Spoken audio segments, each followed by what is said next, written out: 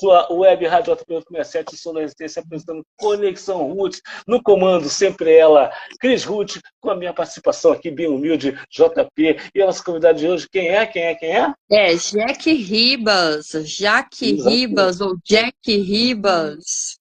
Vamos gastar o Jack, nosso inglês aqui, the Jack, book of the tables. Então, Jack, boa noite. Pode falar, Jack, boa noite. Boa noite. Boa noite. Diretamente de New York City, não é isso? Pô, que legal, que bacana. Então, vamos lá. Jack.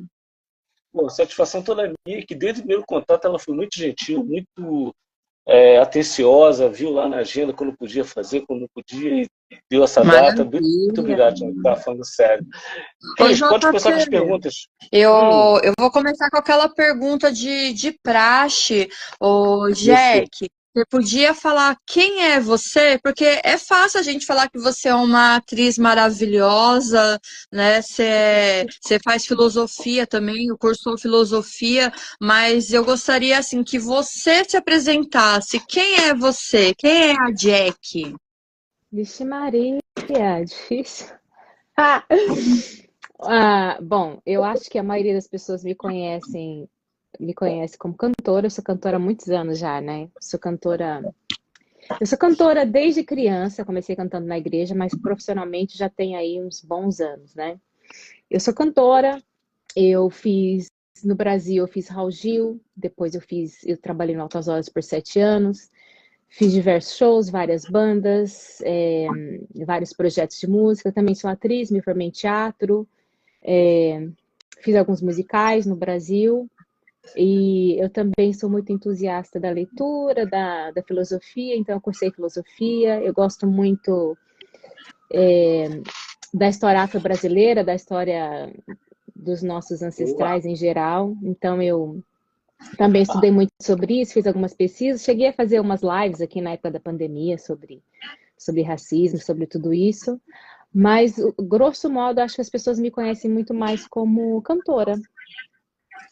Maravilha.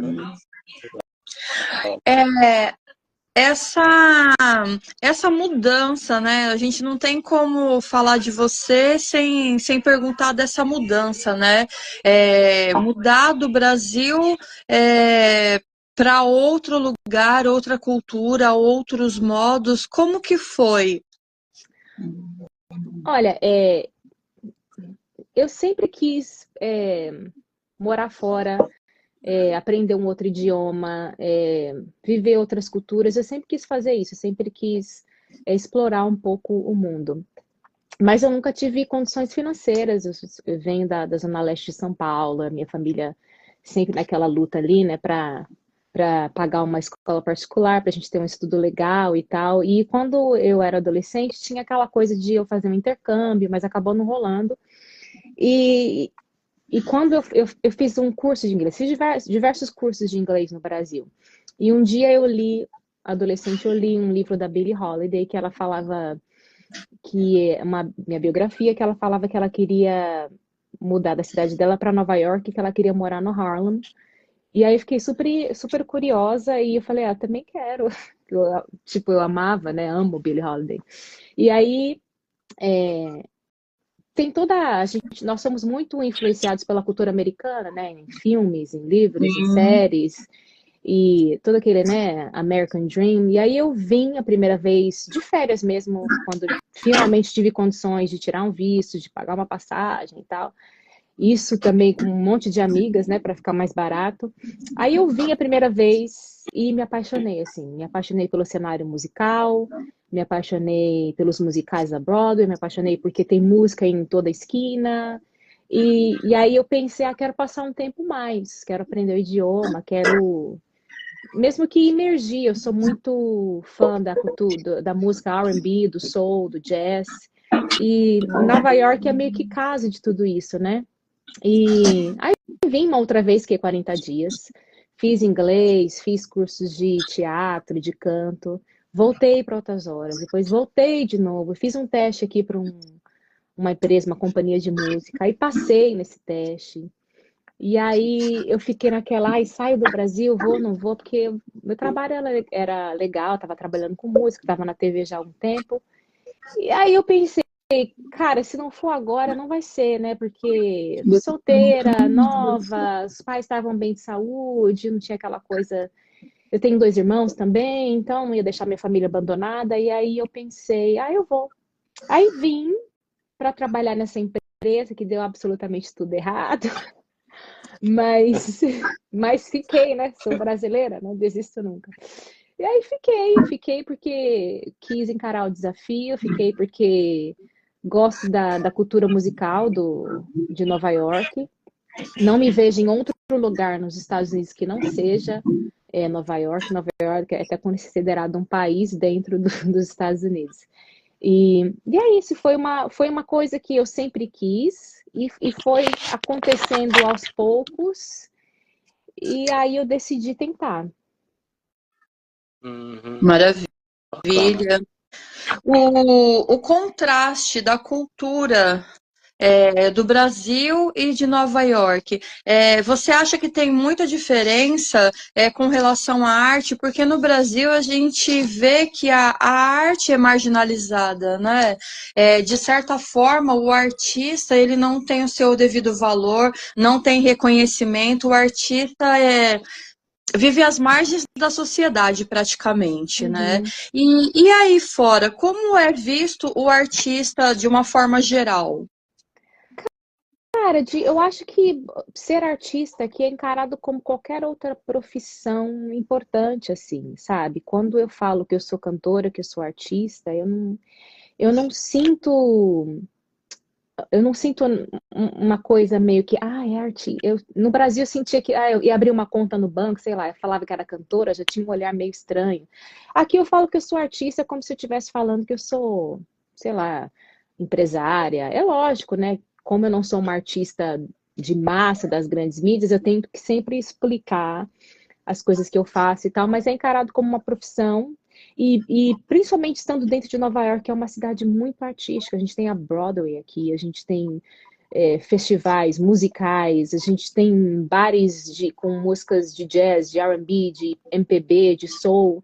Então eu acho que música é ensinada nas escolas aqui, então música também é uma opção de profissão, não é uma coisa que a gente faz como no Brasil um part-time ou tipo uma coisa a gente faz for fun, né, para se divertir. Não, aqui também há um investimento desde muito cedo na questão musical, né? Todo mundo aqui toca alguma coisa, mesmo que não tenha seguido a profissão, mesmo que não tenha virado músico de fato, alguém toca algum instrumento, participou do coral na escola, fez teatro na escola. Então eu acho que tem essa coisa de um olhar um pouco mais de um pouco mais de respeito à profissão, assim, é uma profissão, né? E realmente tem aquela coisa de que se realmente você explodir como um artista, você pode virar um bilionário como, né, Jay-Z, Beyoncé. É lógico que eu tô aqui dando exemplos enormes, assim, né? Mas ninguém sabe quem vai ser o próximo superstar. Então, se tem um investimento e um carinho por isso aqui, eu sinto isso, assim. Maravilha. JP? Já vou com os 2 pés na porta, já que a gente tem pouco tempo. Jack, é o seguinte: mulher preta estrangeira, assédio, racismo e xenofobia. Como é que é ver nos Estados Unidos, como foi no início e como está sendo? Uau, já chegou com os os braços. Chegando.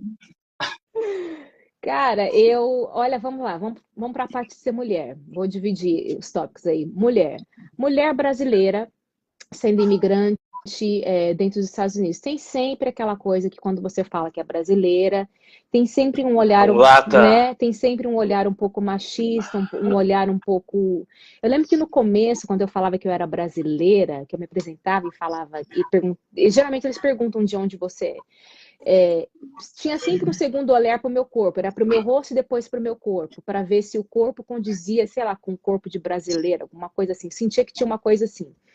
Então tem essa coisa do corpo feminino brasileiro sempre chamar muita atenção, e as pessoas terem a curiosidade, aí já vem falar de carnaval e falar de samba, aquela coisa assim. Então tem isso, tem esse olhar machista, de encarar a mulher brasileira só como um corpo.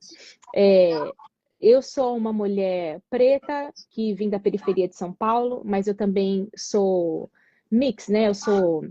Minha mãe é branca, meu pai é preto. Então rola uma coisa assim de mas você é dominicana, mas você não é tão escuro, mas você. Porque aqui os pretos se casam entre si, na grande maioria das vezes.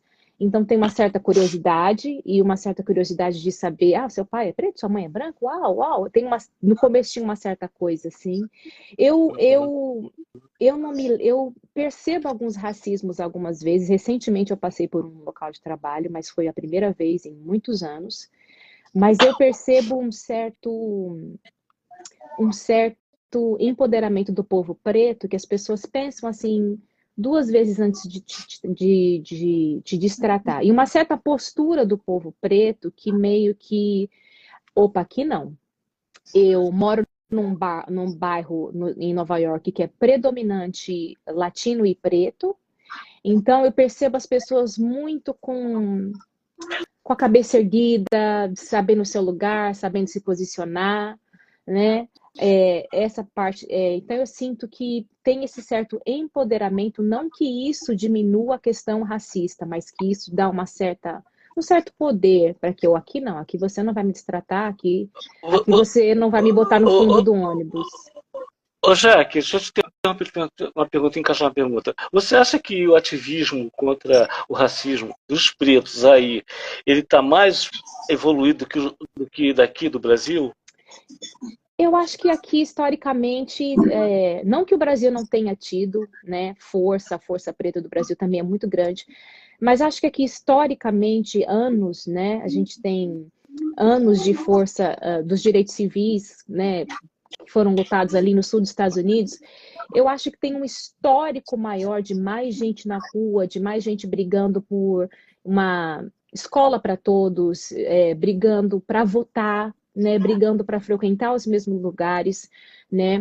Nós passamos por uma coisa no Brasil que a gente fala que que não existia racismo no Brasil, essa fantasia que não existia racismo no Brasil, e acho que a gente deixou um pouco meio que de gritar os nossos direitos, assim. Então a gente tem muitos nomes aqui, Martin Luther King, Malcolm X. Eu moro muito perto do local onde Malcolm X foi assassinado.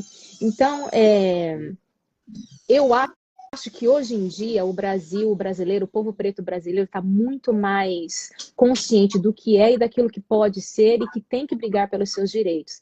Mas aqui eu vejo um histórico longo de pessoas realmente sendo presas, sendo abusadas, brigando. Eu fui recentemente, o ano passado, eu fui em Washington, no Museu da História Afro-Americana, incrível. Então você vê ali toda a parte histórica, tudo que aconteceu, né? Eu visitei o monumento do Martin Luther King.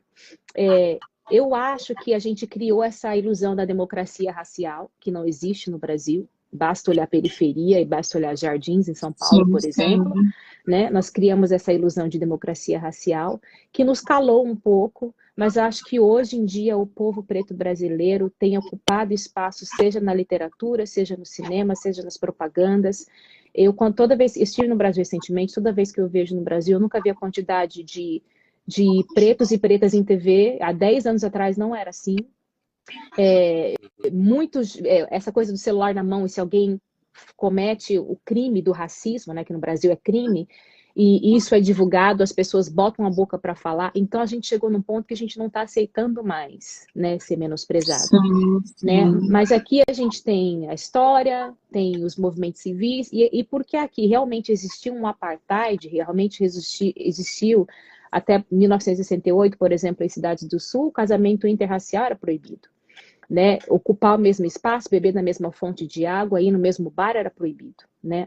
Até ali a década de 60. Então, por ter esse histórico de apartheid, mesmo a região do sul, eu acho que a briga foi um pouco mais acirrada, mas não que a nossa luta tenha sido menor, né? Se a gente for buscar lá, a gente tem história de zumbi, a gente tem história da revolta dos malés, várias histórias aí da nossa briga por liberdade e por direitos iguais. Ô, Bacana. Ô, Jaque. Jaque, deixa eu falar, ô, Cris, só falar para ela rapidinho. Jaque, assim, a gente falou 1 hora, então eu sei que você é uma pessoa ocupada, eu te agradeci já pela sua participação, mas se caso cair a live com 1 hora, poxa, tenta só mais 10 minutinhos depois, Lógico, entendeu? Dá essa lógico, canja pra lógico gente. sim, lógico que eu Pô, falo. Com obrigadão. certeza. Obrigado. Que de repente pode cair, tá aqui o Facebook, Sim. 1 hora já eles derrubam, Tá. tá bom? Pode falar, Cris. Ô, Jaque, questão política. Aqui no Brasil, a gente vive uma democracia ditatorial, onde o voto é obrigatório, né? E aí a gente sabe que não, as pessoas fazem questão de votar, exercer, né, o seu eu político. O que que acontece? Como que você vê essa situação? Olha, na verdade, aqui eu não acho que as pessoas fazem tanta questão de votar. Vou explicar por quê. No Brasil, o voto é obrigatório, é feito no final de semana, geralmente num domingo, onde todo mundo pode votar, correto? Aqui o voto é feito durante a semana, em horário de trabalho, e não é obrigatório. Além disso, é um sistema extremamente atrasado. Eu votei a primeira vez no final do ano passado. É um sistema totalmente atrasado, que você pode encarar filas e filas de horas. Eu não gosto da palavra de obrigatoriedade, mas eu acho que todo mundo deveria votar. Aqui, o povo preto teve que brigar anos para poder votar. Anos. Então, quando você vai, sei lá, no Alabama, no Texas, e você vê as pessoas ficando horas na fila, foi porque o bisavô lutou, marchou anos para que o povo preto pudesse ter voz no Congresso. E se você não vota, se você não participa da democracia do seu país, como é que você vai cobrar, né? Então, assim, eu acho que E outra coisa, vários estados aqui, republicanos, têm dificultado o voto de pessoas pretas. Tem dificultado, tem mudado o local, tem exigido uma porrada de documento, tem negado direito de voto a algumas pessoas, retrocedendo, né? Em vez de evoluir, estamos aqui retrocedendo. Então, as pessoas realmente enfrentam, você vê números históricos, quando, por exemplo, o Obama foi candidato. Agora, na eleição que estava entre Biden e Trump, números também de pessoas que enfrentaram horas e horas de filas para poder votar. Então, acho que principalmente para o povo preto é uma questão de honra. É uma questão assim, cara, alguém brigou para que eu tivesse esse direito, então eu vou votar. Né? É isso aí, basicamente. Não sei se eu respondi a pergunta. Sim, sim. Ainda dentro dessa questão política, né? Nós sabemos desse elo que existe, né? Trump e um certo sujeito que estava no... O inominável. O inominável. O inominável do Brasil, né? Também. O ilegível, né? Como que você vê esse retrocesso? Porque houve um retrocesso, né? O racismo ficou aflorado, o fascismo aflorou e tantas outras coisas horrendas acabou aflorando. Como que você vê essa situação política desses dois países dentro dessa perspectiva de estar aí fora do Brasil? Cara, a extrema-direita tem tomado força, não é só no Brasil, não é só nos Estados Unidos, a gente vê na Hungria, até mesmo na própria Alemanha e em outros países da Europa, a extrema-direita tem tomado uma proporção enorme e vamos combinar que eles são muito mais organizados do que a esquerda, né? Eles tomaram conta da internet. Da fake news, né? Tomaram conta disso, sabem usar muito bem a questão das redes sociais. Cada caso a cada país tem uma situação, mas existem muitas similaridades de eleitores de Trump e eleitores do nosso inelegível aí, uma questão de ser esquecido, uma questão de estar fora do mercado de trabalho, uma questão de ter empobrecido ao decorrer dos anos, né? Isso tem crescido, as pautas de costume também, né? As pautas de costume, drogas, aborto, feminicídio, racismo, todas essas coisas que para a direita parece que é um mimimi, né? Que eles chamam de mimimi. Tudo que a minoria luta por, tudo que a minoria fala agora é mimimi. Então, isso tem crescido no mundo inteiro. Eu acho que a gente tem que se politizar e a gente tem que também se preparar. À esquerda, eu sou uma pessoa que sou de esquerda, mas estou aprendendo muito ainda sobre política, fiz filosofia, gosto muito de entender sobre essas questões, a questão do voto, a questão da política, a questão dos direitos, a questão de que, sabe, não é só sobre mim, são decisões que vão influenciar daqui para o meu filho, para o meu neto, sabe, não é só o agora. Mas eu acho que a direita está muito mais, né, mobilizada, né? E a esquerda às vezes fica numas pautas assim, sabe, que a gente poderia já estar falando de, sabe, já poderia ter tomado mais conta da internet, já poderia ter feito maiores organizações entre a gente, mas é um fenômeno que tem acontecido, é um fenômeno que tem arrebatado massas, principalmente no meio religioso, né, porque devido às pautas de costume, a questão da cultura liberal, a questão do capitalismo, a questão do poder econômico, tudo isso engloba esse crescimento da direita no mundo, e a gente está aqui agora quase, não quero acreditar que aconteça, não quero dizer, mas quase tendo um Trump de novo como presidente dos Estados Unidos, um cara que está lotado de processo, um cara que todo mundo sabe que não é mais bilionário, que está devendo rios a rios, nunca mostrou imposto de renda, foi um péssimo presidente. Morreram mais de 1 milhão de pessoas nesse país aqui, uma potência de primeiro mundo. Morreram mais de 1 milhão de pessoas aqui nos Estados Unidos. Um cara que todo mundo que trabalhou com ele, generais que trabalharam com ele, advogado, todo mundo escreveu livros sobre o péssimo ser humano que ele é depois. Então, quer dizer, a gente está aqui com a extrema-direita bombando, ele enchendo.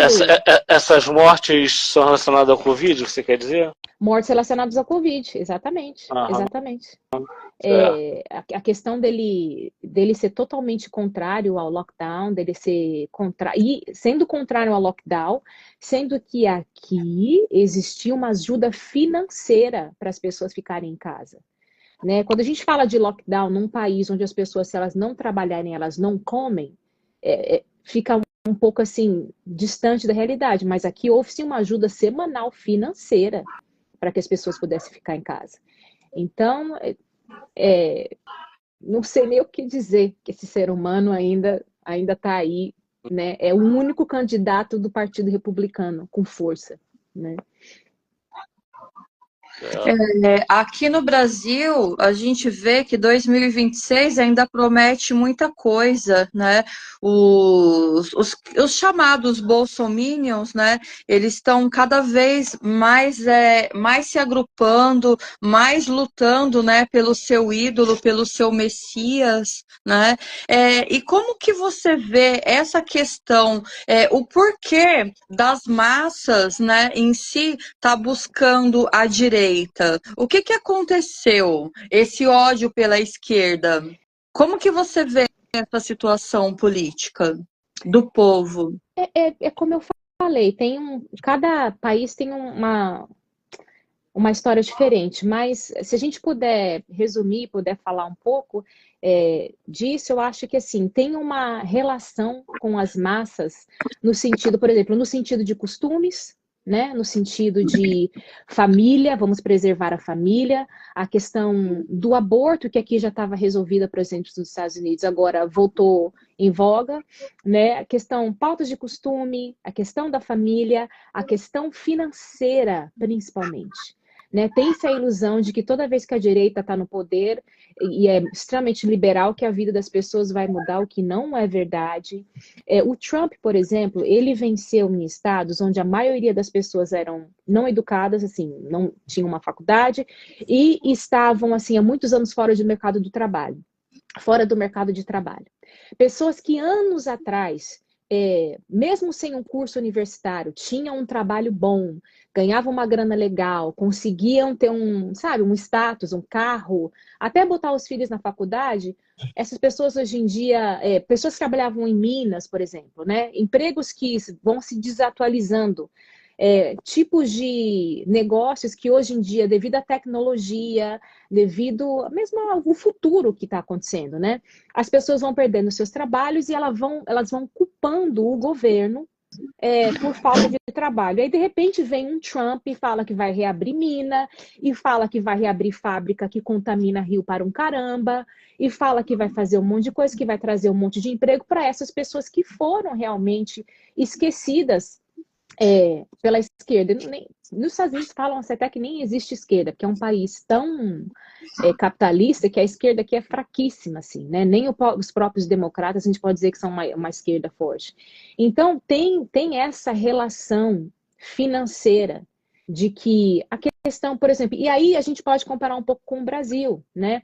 O Brasil, a direita fala que vai promover mais empregos, porque vai deixar de ter menos CLT, as pessoas vão ser mais autônomas, as empresas vão contratar mais, e aí a gente vai abrir fábrica para um caramba, a gente vai abrir o que quiser na Amazônia, a gente vai destruir a Amazônia e vai montar um monte de empresa lá, porque afinal de contas produz emprego. Então as pautas da direita, elas não se preocupam com o meio ambiente, não se preocupam com essas questões de poluição, tudo isso, e meio que bota lá no topo, nós vamos promover empregos, uma melhor vida para todo mundo, sem se preocupar com as consequências de tudo isso. Então tem essas características. Eu acho que conversa com a massa, porque vende aquilo que a massa quer escutar.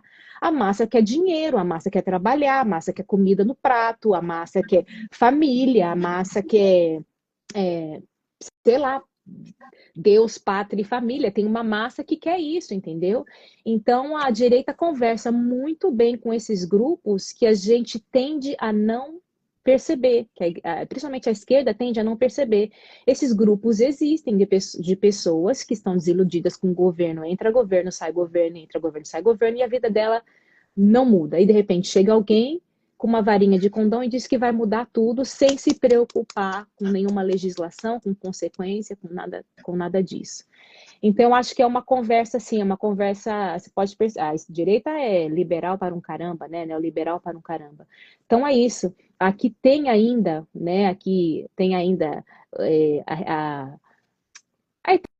a fantasia de Ronald Reagan, né, que dos anos 50, os Estados Unidos era isso, e blá, blá, blá, e blá, blá, blá, mas é tudo muito superficial, porque para muita gente a pobreza, a fome continuou do mesmo jeito, e é o que eu sempre analiso, né, o rico continua enriquecendo e o pobre continua se fudendo aí, desculpa a palavra. Cada vez mais pobre. Bem Opa. Bom, tá esperando você falar um palavrão, poxa. É o seguinte, pode falar quanto quiser, fica à vontade. É o seguinte, Jaque, saindo um pouco desse campo político, depois a gente volta, tá? Vou te dar essa moralzinha agora. Vamos lá. Miles, você me corrige no meu inglês, The Book on the Table, se estiver errado. Miles, Semi, se não me engano. E uma outra que eu não lembro o nome, que eu ouvi, amei suas músicas em português, né? A Paz, Na Boa, e outra que agora não recordo. Suas músicas são maravilhosas, amei todas, tá? Mesmo não entendendo o inglês, mas como bom brasileiro que ouve música em inglês, não entende nada e gosta, mas a tua também, assim, a tua voz acho que ajuda muito. Obrigada. A produção está muito boa, até mesmo aquela que tem uma pegada meio de casamento gospel, que é nós dois, parece que é aquela música que o marido canta, tem essa pegada. Assim, você tem uma mente de uma ativista, mas as suas músicas não falam sobre o ativismo, né? Por quê? Boa pergunta, adorei essa pergunta. Vamos lá. Adorei. Olha, a minha história, esse na verdade é meu primeiro projeto feito fora do gospel. Para quem não sabe, eu era uma cantora gospel, comecei a cantar na igreja, e eu tenho 2 discos CDs, né, na verdade, que nem estão em plataformas digitais gospel. E aí depois eu entrei trabalhando assim profissionalmente com música e nunca tinha lançado nada. E aí durante a pandemia, eu decidi, cara, eu preciso ter umas músicas minhas, preciso fazer umas coisas minhas e tal. E aí lancei esse projeto que se chama Simi, né? E aí a gente tem ali um quê de música romântica, a gente tem o Miles, que foi uma homenagem que eu fiz para o Miles Davis, a gente tem... que legal! Por isso que chama Miles, A gente tem... Exatamente. E eu realmente tenho ali essa onda, né, de uma coisa mais de poesia artística, de romance, de essa coisa.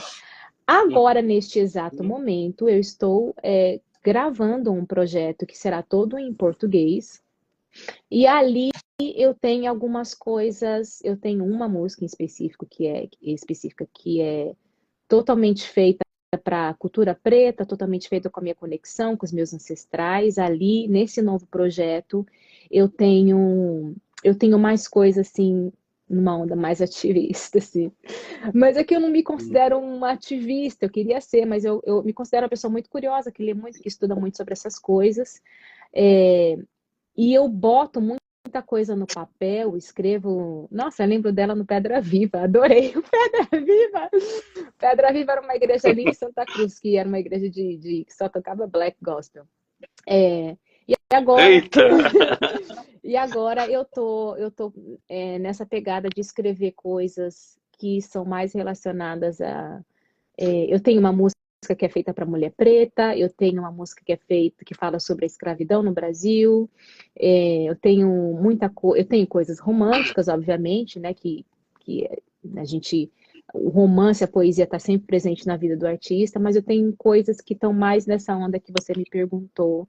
Talvez eu me sinta mais preparada nesse momento da minha vida, mais, né, por ter lido mais. Mas independente se você é uma mulher engajada, né?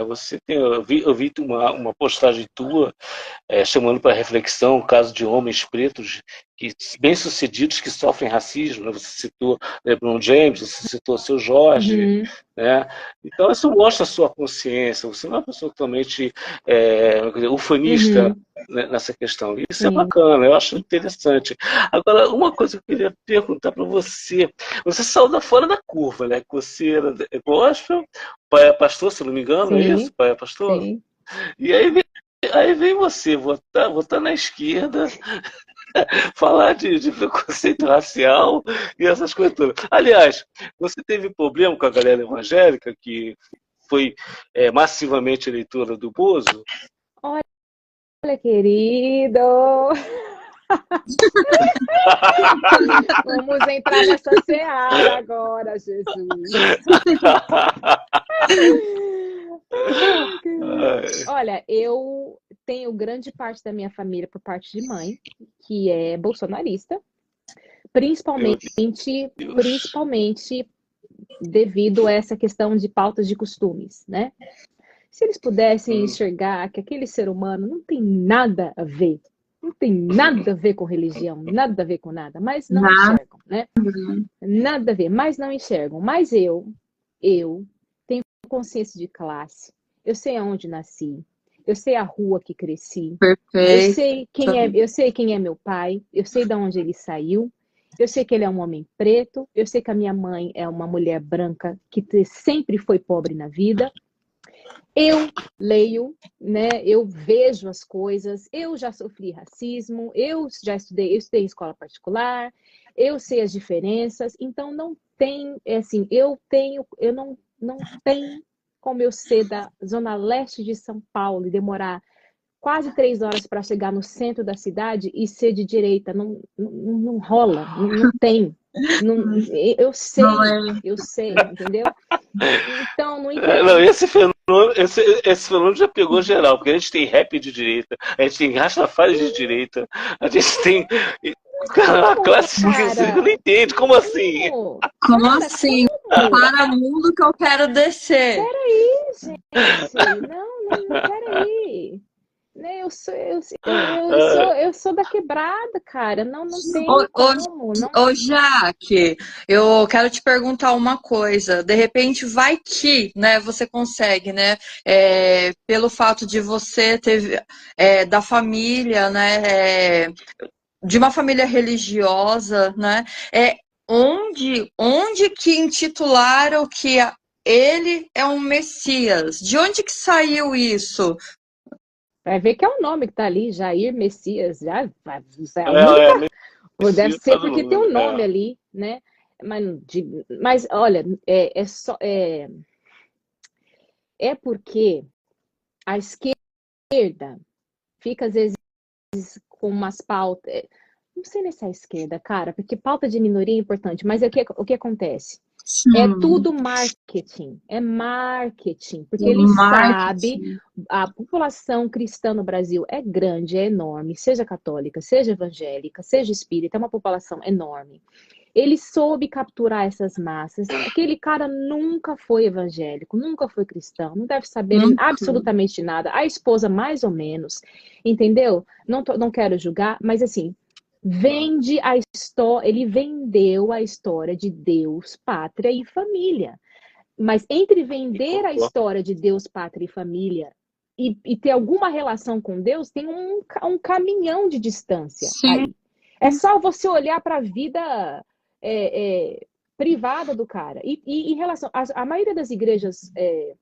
Eu vou falar do meu ninho, né? Porque de onde nasci, mas a maioria das igrejas evangélicas conservadoras elas acreditam em casamento para a vida toda, tem que casar virgem, tem que não sei o quê. E o cara não foi nada disso. O cara teve 3 esposas, entendeu? Traiu uma com a outra, teve filho com a outra. Então, assim, mas se arrependeu e mudou, é uma nova pessoa e tal. Mas, cara, vocês estão defendendo um tipo de ideologia que não tem nada a ver com a religião, a questão do armamento, a sim. questão de desmerecer a mulher, a questão de desmerecer o negro, a questão de desmerecer a periferia, o pobre, isso não tem nada, a questão de enriquecer a todo custo, a custo dos outros, a questão de tirar direito de trabalhador, né? E Tirar o povo CLT, aplaudindo, né? exata, Ainda que é pior. não tem nada a ver com religião, mas o discurso, as pessoas estão preocupadas mais com o discurso. Meter um Sim, Deus no sim. meio da frase lá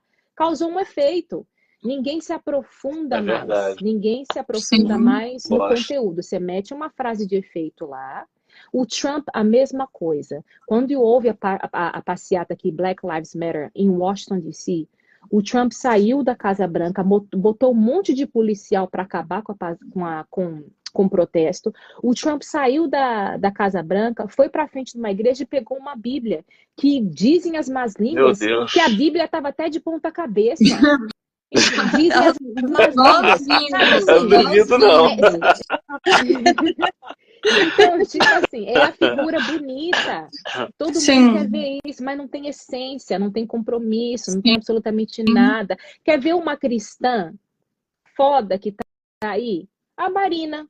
A Marina foi candidata a presidente e ninguém deu um ó para ela. Uma mulher Sim, que tem anos de religião, sim. anos de igreja, sabe? Uma pessoa totalmente coerente com a proposta que é dela, a proposta religiosa. Não que ela tenha que ser presidente porque ela é religiosa. Estado é laico sempre, sempre, sempre. Sempre. Não tem a ver. Mas se for para comparar uma coisa com a outra, a gente tem uma representante. Não Sim. esse ser humano aí, né? Desculpa. Ô, Jaque, Eles usam a doutrinação de Hitler, né? Deus, pátria, família. Então, se deu certo lá atrás, eles colocaram aqui e, na realidade, deu certo também novamente. ô, Jaque, um momento zoeiro aqui. Alguém escreveu aqui um recadinho pra você. Acho que foi o. Qual é o nome do cara? Gente, eu tô precisando de óculos. Óculos novo. É Jairo. É da quebrada, hein? KKKK. Hoje, Indiana Us. Mas ela em Itaim. Itaim Paulista? Ela do Itaim. Tô te zoando. Tô te Tô zoando perto ali, aqui. São Miguel, Itaim, Itaquera, Ferraz de Vasconcelos. Jaque, antes que a live. Ó, se a live derrubar, a gente vai te chamar de novo, que esse Tá papo tá bom. muito bom, tá? É o seguinte: filosofia penso, logo existo. Qual é o teu processo de inspiração? A filosofia influencia alguma coisa? certeza, com certeza. A gente estuda filosofia só para estudar e depois sair, terminar o curso e falar, gente, não sei nada. Nada. Por que eu aprendi? Tipo, você sai com mais dúvida ainda que tem a coisa da filosofia, né? A filosofia é aquela matéria que, que te faz querer saber, e aí você sabe uma coisa, aí tem outra que leva a outra, que tem uma outra que leva a outra, um filósofo rebate um outro filósofo, que leva a outro filósofo, que vai para uma coisa histórica. Então, eu saí desse curso com enormes reflexões, e eu sempre fui muito reflexiva, sempre escrevi muita coisa, e eu sempre tive umas curiosidades assim, mas de onde vem? Quem sou? Por que sou assim? Por que o mundo é assim? Por que a política é assim? Por que as pessoas se comportam desse jeito? Porque eu sou muito fã da filosofia do Alberto Camus, que é a filosofia do absurdo. Ele foi minha tese de final de curso. Então, assim, eu acho que tudo que faz a gente pensar e indagar e não se não é se comportar, é não se, esqueci a palavra, não se acomodar com o que está à nossa volta sempre, eu acho que é interessante. E é isso que a filosofia me traz, uma certa incomodação, né? Uma certa curiosidade. Eu vejo uma coisa, eu quero saber o outro lado dessa coisa, eu leio uma coisa, eu quero saber um outro lado, uma outra visão dessa coisa. Então, e aí, trazendo para a música, que é a minha área, a filosofia me ajuda a escrever, a filosofia me ajuda a pensar, a filosofia me ajuda a ir mais profundamente nos meus sentimentos, a filosofia me ajuda a ser mais cética em relação a algumas coisas, a filosofia tira um pouco dessa magia, de uma coisa meio, né? Ai, não, ela me coloca um pouco mais no chão, assim. Então, eu acho que é isso. Dentro do meu universo, que é o universo musical, é uma ferramenta que me ajuda a pensar, assim. Muito, assim. Então, como eu te disse, eu entendi as músicas em português, né? Aí você já explicou que Miles é uma homenagem ao Miles Davis, né? Tem a Sammy, que tem a participação de um rapper, se eu não me engano, não é Assim, isso? Tem um tem a rapper que participação. E aí, participa. e o Cine, por exemplo, é uma música muito autorreflexiva, uma música que fala I see Ah, myself, don't need no help. É uma música que eu escrevi a letra bem simples em inglês, depois eu dei para um outro cara para ele escrever com um inglês mais assim, sabe? Mais urbano, mais do dia a aham. dia. E é uma música muito autorreflexiva. E o rap é um rap que fala sobre mudanças que vão acontecer. E fala Sam said the change's gonna come, que é a música que faz uma referência à música do Sam Cooke. Change gonna come, oh Uhum, yes it uhum. will. E aí, tá ligado, Cris, na música? Sabe? É aquela que eu te mandei, Ai, que Sam Cooke. lindo. Foi assassinado, que foi Exatamente, assassinado, né? exatamente. E foi arquivado o caso dele, ficou por isso Uhum, mesmo, né? isso mesmo. Inclusive, ele teve a influência de Malcolm X também, né, para Exatamente, fazer essa música. Tô ligado nessa história exatamente. toda, muito maneiro. Agora assim, como é que funciona o teu processo por exemplo, nas músicas nacionais eu entendi, né? Biquíni, areia, praia, aquela coisa toda. Uma das suas músicas tem essas palavras. Agora, nas músicas em inglês, você provoca, você tenta falar, dialogar com o povo estadunidense, você provoca o modo de pensar deles, é isso? É uma música voltada para eles? Sim e não. É voltada, acho que primeiro para os meus sentimentos, para aquilo que eu estou sentindo no momento. E também, obviamente, eu gostaria que fosse assim uma coisa gostosa de se ouvir e próxima da realidade deles. Mas eu tenho, por exemplo, uma música que se chama Something Must Be Wrong, que é uma música que eu escrevi em inglês. Eu estava num momento muito down aqui, me sentindo sozinha, eu tinha perdido muito trabalho, estava nevando demais, eu estava me sentindo muito solitária. E na minha vida parecia que absolutamente tudo estava dando errado. Então a música fala poeticamente de coisas que dão errado. Tem sol, mas você não vê o sol. Tem noite, mas não tem lua. não tem eletricidade, as pessoas estão te cobrando na porta. Então, uma forma poética de eu expressar aquilo que eu estava sentindo no momento. Nesse projeto novo que eu fiz do CIMI, eu procurei pessoas que tivessem... Eu escrevi a coisa em inglês com o meu inglês, mas depois foi uma colaboração com outros escritores, que eu queria realmente um inglês um pouco mais urbano, um inglês que falasse mais com esse público de uma maneira até menos poética, mas mais direta. Então eu acho que eu procuro isso. Eu não procuro tanto a inclusão na cultura, mas eu procuro primeiro o sentimento. Por exemplo, a música do Miles é uma música que eu escrevi durante a pandemia. Eu estava sem trabalho, já não aguentava mais ficar em casa, e a música começa a falar shut and I don't know, é a música que fala que eu tô fechada, eu não sei o que está acontecendo, eu estou tomando um vinho, estou escutando a música do Miles e estou refletindo sobre a minha vida e sobre tudo que está acontecendo lá fora, né? E aí a música fala Miles Davis in a room, que é tipo Miles, quem é a minha companhia daquela pandemia naquele momento é o Miles Davis. E é uma coisa meio de autorreflexão daquele momento que eu estava vivendo ali, né? Então, eu procuro ser o mais livre possível enquanto eu estou criando e procuro estar o mais possível conectada com o que eu estou sentindo, assim. Boa. Entendi. E como que foi Nossa, a aceitação do seu trabalho aí? Cara, infelizmente, eu trabalho muito mais fazendo cover do que fazendo as minhas músicas, mas eu quero mudar isso. Mas eu fiz um show de lançamento e toquei exclusivamente só as minhas músicas e eu fui muito bem recebido. Os meus amigos americanos, a galera que me acompanha, que vai aos meus shows, adoraram o projeto, adoraram as músicas. Tem gente que tem as suas preferidas já do álbum, né? Então, assim, para mim foi ótimo. Eu, quando faço os meus shows, eu sempre coloco as minhas músicas autorais.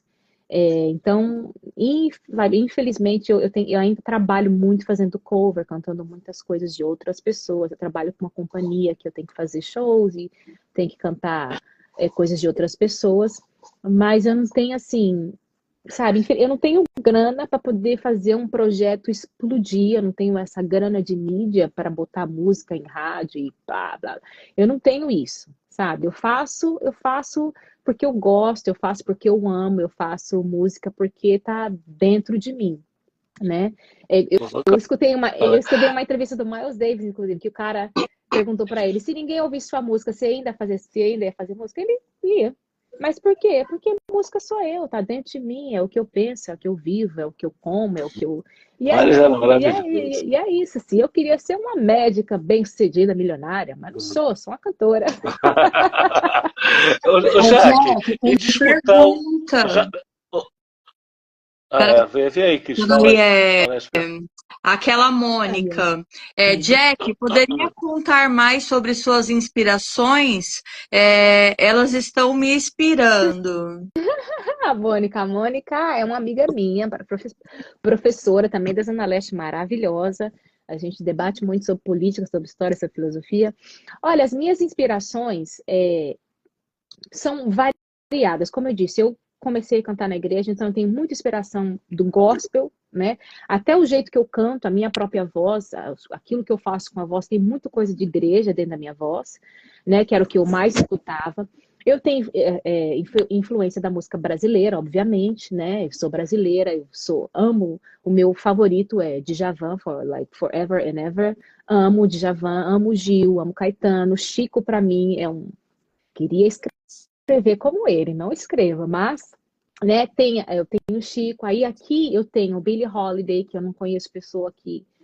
Eu não conheço uma cantora que conseguiu transferir para a música tamanho sentimento como ela, talvez Whitney em alguns momentos da vida dela, né? Mas eu tenho Sarah Vaughan, eu tenho Billie Holiday, eu tenho Aretha Franklin, eu tenho Michael Jackson, eu tenho Miles Davis, eu tenho Luther Vandross, eu tenho Stevie Wonder, a minha lista é assim, é quilométrica, assim, né?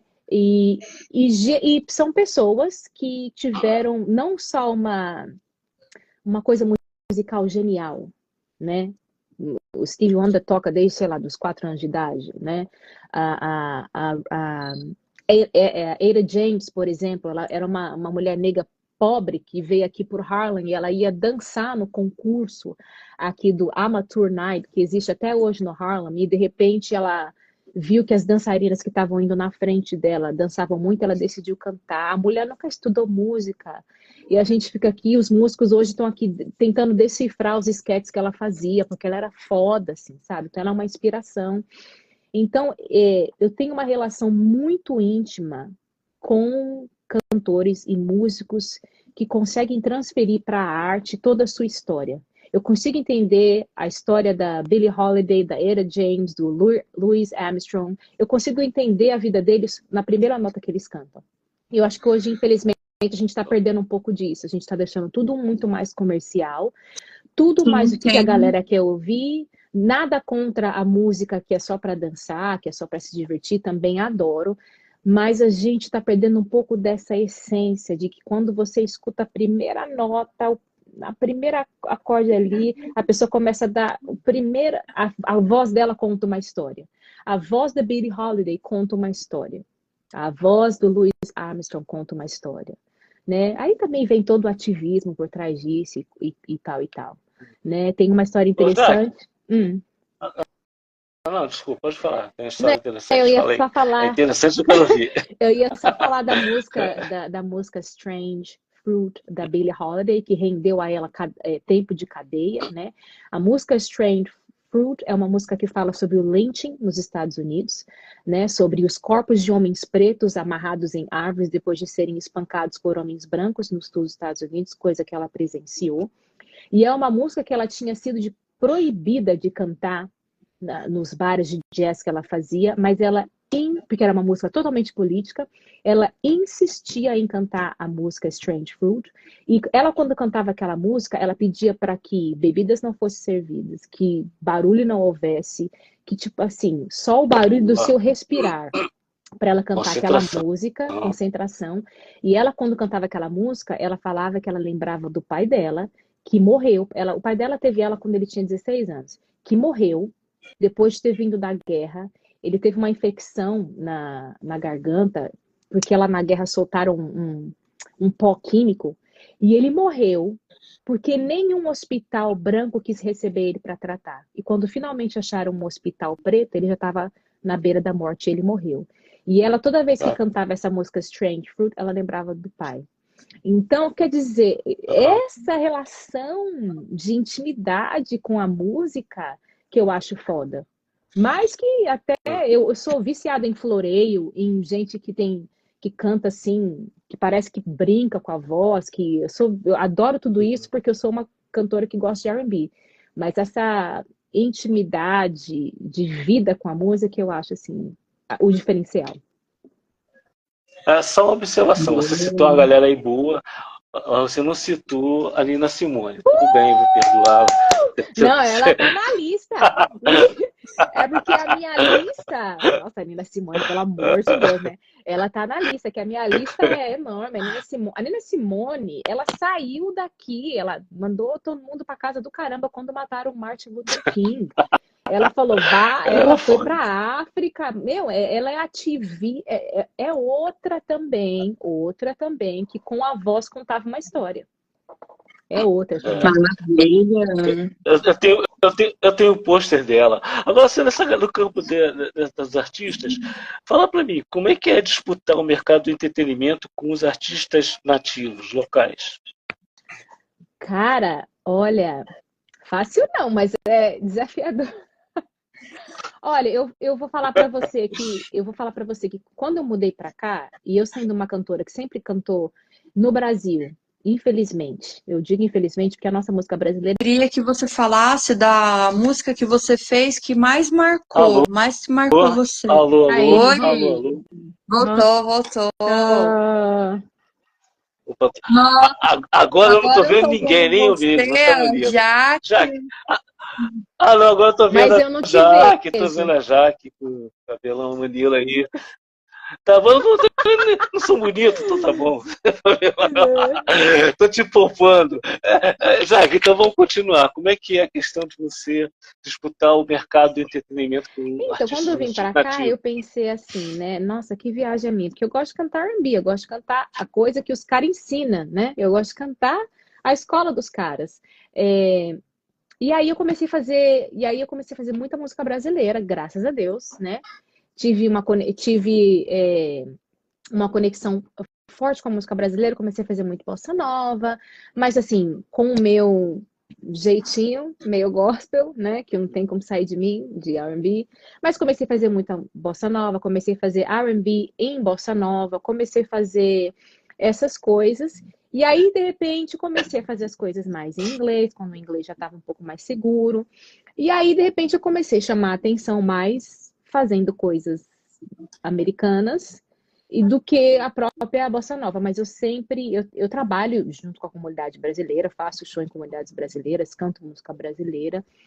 Mas hoje em dia, por exemplo, eu trabalho com uma companhia que é 100% americana e que eles me usam para tudo que é latino.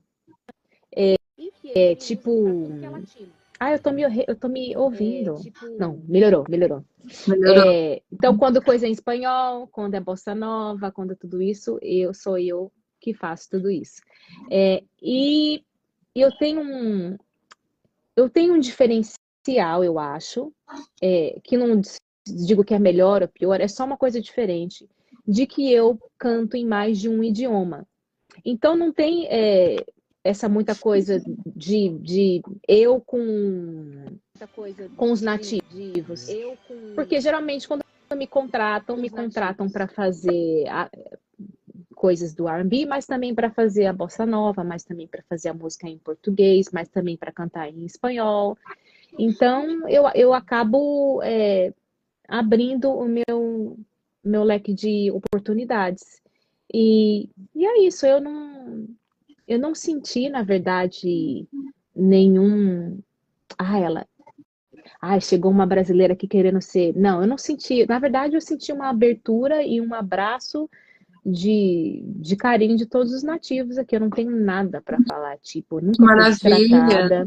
nunca fui destratada, nunca rolou uma. Nunca rolou uma Nunca panelinha, rolou não, né? panelinha, Nunca rolou uma nunca me panelinha. tiraram por eu ser brasileira, por eu ser latina. Imagina, o fato de eu ser latina, pelo menos dentro da minha área de trabalho, só me dá mais oportunidades. O fato de eu poder, dentro de uma banda, poder. Eles me vendem. A gente tem essa cantora aqui, ela canta em inglês, mas ela também canta em português, ela pode cantar em espanhol e ela pode também cantar em francês. Então, eu acho assim, só tive ganhos, assim, eu nunca me senti assim, né? Essa competição com o americano nascido aqui, não senti. Mas é lógico que eu não estou no leque de mercado, né? Eu tô. E, e, e, e o sonho americano, ele existe? Depende do que é o sonho americano, né? Sim. Depende qual que é o Eles sonho vendem, né? americano. Não sei se o seu sonho Eles americano vendem, é né? morar numa casona, ou morar numa casona com 5 quartos, um cachorro e ter 2 carros importados. Sei lá. Existe? Não sei. Para mim, não rolou isso aí, não.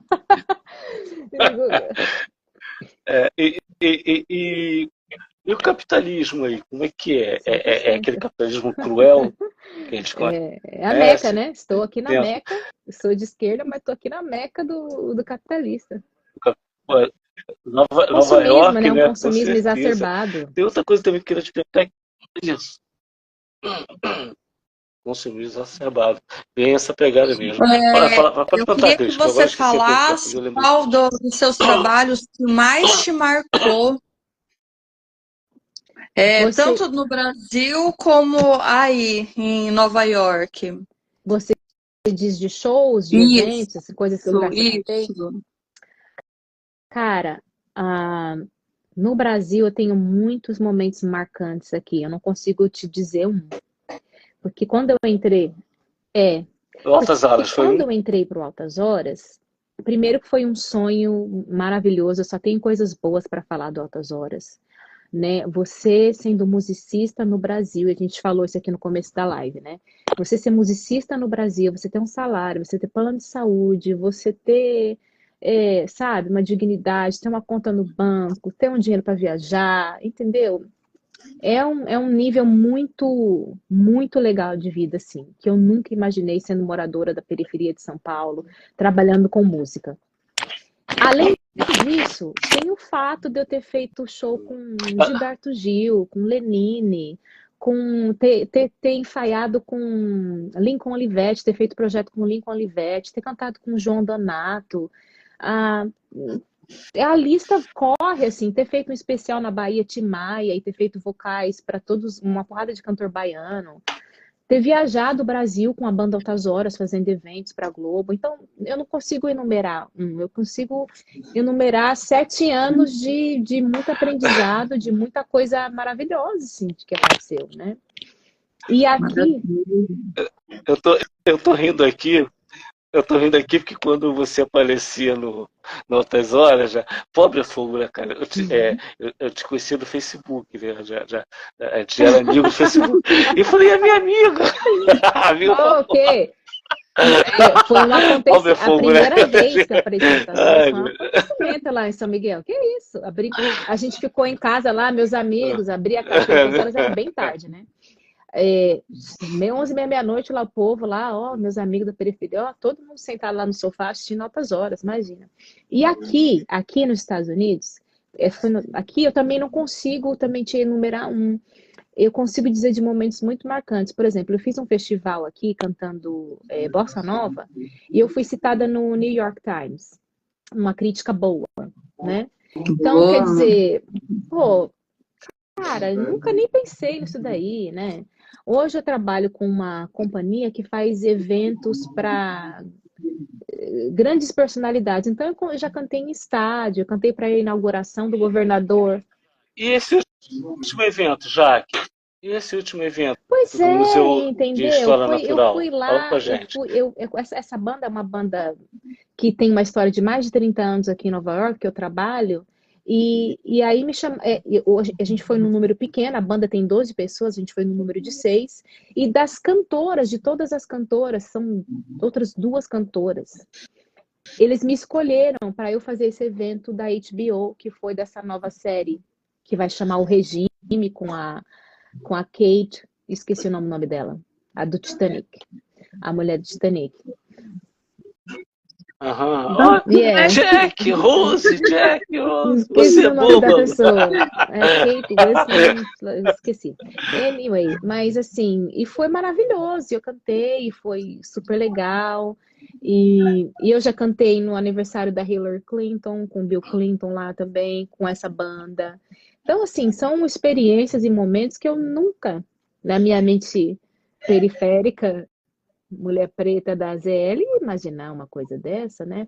Além de ter o contato, o convívio com músicos incríveis, maravilhosos, né? De ter participado de projetos com músicos incríveis aqui também, pessoas que eu admirava. Então, eu não sei, eu não consigo te enumerar é uma jornada, né?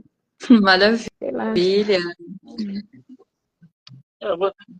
Você é jovem, né? Super jovem. Idade, não vou chegar a essa grosseria, mas você tem assim, uma experiência bem vasta, né, dentro dessa tua carreira. A sua ida para os Estados Unidos, por exemplo, isso aconteceu caindo de paraquedas ou você vinha já estudando essa possibilidade? Já estava sendo planejado? Foi meio que sem planejamento, mas era um sonho antigo. Porque as pessoas, assim, né, eu conheço histórias de pessoas que elas se planejam anos, elas guardam dinheiro, elas, né, vai pagando coisas a prestação, e aí elas já têm um intercâmbio todo montado. Eu não. Eu pedi as contas do trabalho, pedi para ser mandada embora, peguei aquela grana e vim para cá. E sem saber, mesmo assim, se ia dar certo, sem saber porque às vezes dá certo, às vezes você fala, cara, não é para mim. Tenho vários amigos que falam, meu, não é para mim. Legal, faz um dinheiro aqui, mas não é para mim, não quero morar aqui. E eu, sem saber meio se ia dar certo, mas com muita vontade de ter essa experiência, eu vim. Se eu dizer para você que teve um planejamento, assim, não. Tinha só uma vontade do caramba, assim. Maravilha. Bom, bacana. E você pretende voltar para o Brasil? Você pensa em Morar, voltar algum dia, morar aqui? Agora, eu acho que provavelmente não, eu é que tenho um você tem até filhinho, filhos tenho um aí, filhinho né? de Você 3 já é anos, mamãe. Não, você é cidadã cidadão estadunidense, estadunidense. né? Meu filho, Porque sim, nasceu nasceu aí. aqui. É, Ah, olha, eu não digo nunca pra nada na vida. A gente nunca sabe o que pode acontecer, cara. A gente nunca sabe, uhum. velho. Mas, na perspectiva Não, que o agora Brasil não, está, não, você não não tem mudaria nem agora. A não lógica, ser que eu né? fosse contratada aí pra substituir o Luciano Huck e ganhar milhões. Boa. Agora, uma pergunta que eu quero te fazer no campo geopolítico, né? Porque eu sou professor de geografia, tá? Então eu tenho uma visão mais apurada sobre essas questões geopolíticas. Os Estados Unidos ele tem um histórico de políticas unilaterais, né? Sempre interferindo na política de outros Uhum. países, né, por interesse próprio. E isso acabou gerando uma grande antipatia pelos Estados Unidos, não pelo povo, mas pela política, pelos políticos. E como é que é o cidadão dos Estados Unidos com relação a isso? Ele acha que os Estados Unidos é certo de fazer isso? Ele concorda com essas políticas unilaterais? Ou ele discorda? Principalmente quando tem a questão de Olha, atentados e você tudo tem mais. sempre a oposição em tudo e tem a galera que acha que tá tudo entitled, né? Que eles falam, né? Que eles merecem, que, né? É isso, tem que ser meio que assim, é, nós somos assim, nós somos a potência e nós dominamos mesmo. Tem sempre essa galera. E tem a galera como, por exemplo, Bernie Sanders, que é quase um socialista. Ele fala que ele é social-democrata, né? Que ele é um crítico ferrenho. Eu sou apaixonado por ele. Ele é um crítico ferrenho dessas big companies, dessas big techs, que não são taxadas. Você vê, por exemplo, que o cara, o dono da Amazon, que é uma das empresas mais ricas deste mundo, o cara quase não paga imposto. E aí você vê o pobre que trabalha no KFC, que ganha quase nada pagando imposto, Pagando entendeu? imposto. Pagando imposto. Então, eu acho que dentro aqui dos Estados Unidos tem crescido uma oposição e uma galera que tem olhado de uma maneira mais crítica para a sua cultura e para o seu país, assim, né? Agora, principalmente nesse momento agora de conflito Israel e a Palestina, o Biden, por exemplo, está perdendo grande parte do voto do povo preto, que é totalmente contrária a toda ajuda financeira sendo oferecida a Israel. Então, quer dizer, então eu acho que é que você nasce dentro de uma cultura e a sua consciência é meio que levada pelaquela cultura, então é difícil. Sim. Mas eu acho que tem crescido um grande número de pessoas que têm olhado para a cultura, para a política, tem falado, peraí, gente, a gente está acabando com tudo aí, a gente está mexendo com tudo aí, peraí. E a população preta sempre foi essa, tá? A população preta sempre foi crítica, porque para a população preta americana, por muito tempo foram negados a ele cidadania. Então não tem como ser patriota se você não tem direito de cidadão. Se você não pode votar, se você não pode comer no mesmo lugar que um branco, se você não pode casar com uma pessoa branca se você se apaixonar por ela. Então o povo preto sempre foi muito crítico à política estadunidense, porque não tinha direito, não tinham os seus direitos garantidos. E a população mais jovem, eu tenho visto isso dentro da população, e tem se falado, né? A CNN hoje, inclusive, aqui, estava falando sobre isso, sobre a questão do voto da população mais jovem, que é uma população muito mais consciente e uma população que está muito mais crítica em relação aos desmandos e os mandos do governo, mesmo dentro quanto fora, né? Porque a gente sabe que aqui manda em tudo. Esse imperialismo aqui, ele manda em tudo. Sim, sim. Agora, deixa eu só ele. tacar fogo no parquinho mais uma vez. Você arrumou um problema sério porque o centro não votou na direita, né? A tua parentada aí ficou louca contigo. Agora, tem o problema dos evangélicos judeus, né? E aí? Você está lá de Israel? Você está contra Israel? A gente vai lá, vai abrir essa portinha mesmo? A gente vai abrir essa porta? Vamos. Eu gosto. Tá rolando um meme aí, né? Um meme muito equivocado, né? De uma senhora aí, né? Um meme muito equivocado de que ela diz que ela tá ali com a bandeira de Israel porque Israel é um país cristão. Bem equivocado, bem equivocado. Em todos os sentidos. Mas não enrola. E você? Como é que tá você com a tua galera? Assim, essa parte da minha família que é mais conservadora, que é mais bolsonarista, que é mais não sei o quê, é a parte da família da minha mãe, né? E a parte da família do meu pai é um pouco mais, né? Um pouco mais esquerda, assim como eu. Cara, a gente tem convivência, a gente é família, a gente tem que entender as diferenças, vai ser sempre família, vai, né? É difícil para mim deixar um pouco a política à parte, porque às vezes está tratando de coisas que dizem respeito a mim como mulher, como negra, como mãe de um filho negro, mesmo não morando no país, eu ainda continuo sendo uma cidadã brasileira e votando. Então é difícil, então eu tento manter aquela lembrança da infância, quando a gente nem falava de política, né? Quando a gente só comia um bolo junto, tomava café, assistia a Sessão da Tarde e todo mundo era feliz. Eu tento preservar essas memórias e respeitar a opinião de outras pessoas. Mas eu dificilmente converso de política com determinadas partes da minha família, porque eu não quero entrar em conflito. Já entrei uma vez, não foi legal. Dificilmente... não dá. Não vamos acabar com a ceia de Natal. Então, dificilmente entra em conflito. Não vamos jogar aquele peru na parede, não vamos fazer isso. Não vamos jogar aquela água, aquela cida cerezé na cara do tio, não vamos fazer isso. Né? A política ela acabou entrando em questão, né? Porque até um tempo atrás você ouvia, não se discute futebol, igreja e política, né? E hoje não, hoje conseguiram fazer uma mistureba disso tudo e todo mundo respira política, né? Então com muita facilidade você arruma uma encrenca expondo sua questão política. Eu acho muito importante, na verdade, eu acho muito importante se politizar. Eu acho muito importante você entender.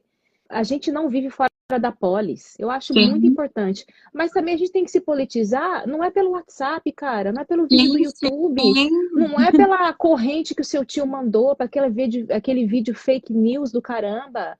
Entendeu? Tem uma porrada de livro aí, tem uma porrada de professor, vai procurar, entendeu? Então, se politizar de uma maneira um pouco mais inteligente, né? A corrente do WhatsApp não é isso, cara, não é isso. Jaque, historicamente, né, filosoficamente, o movimento de esquerda ele não é pautado em partidarismo. Tá? Pelo menos, eu canso de falar isso nas minhas lives, eu explico isso.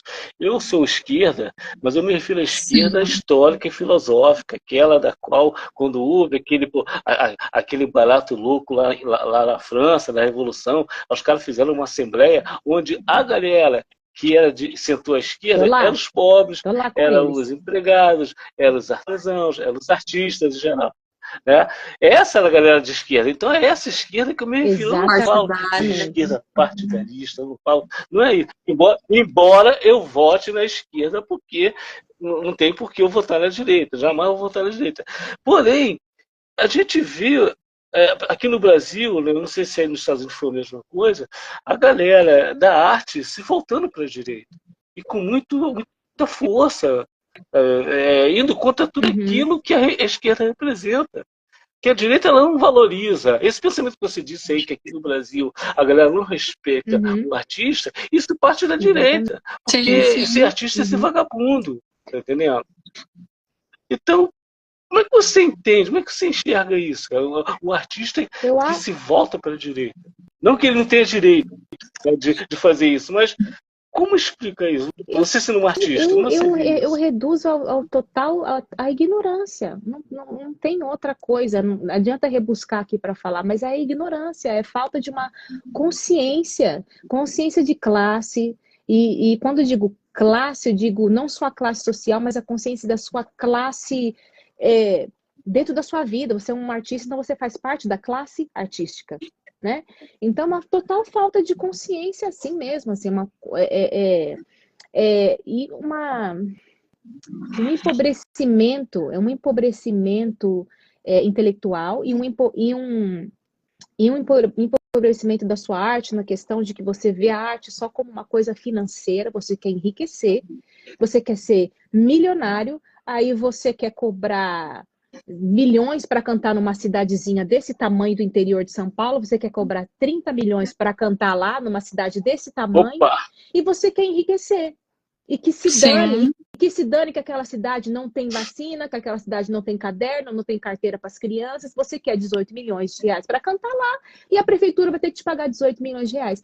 Então, quer dizer, é uma classe artística voltada para o liberalismo, voltada para o ganho, para o capitalismo total, voltada para o enriquecimento. Então, assim, já não é mais arte. Já não é, já é 3, 4, 5 casas, 2, 5, 6 jatinhos, 3, 4, 8, 10 contas na Suíça, e o coitado que vai assistir o seu show, que pediu dinheiro emprestado, que está devendo, que não tem nem o que comer, é o que está fomentando essa sua riqueza. Aí como é que você começa a botar a cabeça no travesseiro e ir dormir em paz? Eu não entendo. É a mesma coisa que acontece dentro das igrejas evangélicas. É o cara que tem um Rolex de 50 mil, que tem um sapato de 15 mil, que tem um carro de 50 mil reais e que está pedindo colaboração da igreja para pagar o aluguel. Ah, me poupe, me poupe. Aí você vai botar a cabeça no travesseiro e vai dormir em paz com seu Rolex de 100 mil reais? E está querendo pegar 300 reais E agora ele não quer nem pagar. Quer nada, Não quer quer nem pagar isenção imposto. total. Gente, olha Não, isso. cara, não dá. É ignorância, ignorância Complicado. Alienação. e sede de poder e de riqueza.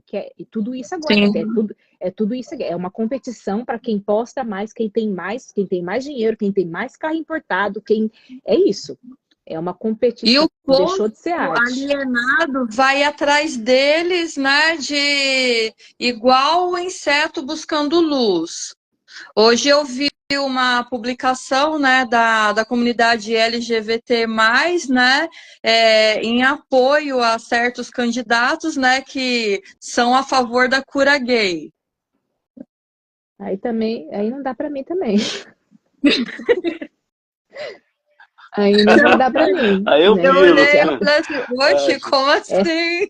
Essa pessoa não tem consciência nem de quem ela é. Ela não sabe, ela não sabe nem quem ela é. Não tem, meu. Jaque, qual o mundo que você espera? Qual a sua perspectiva para o futuro, para o mundo, para o Brasil?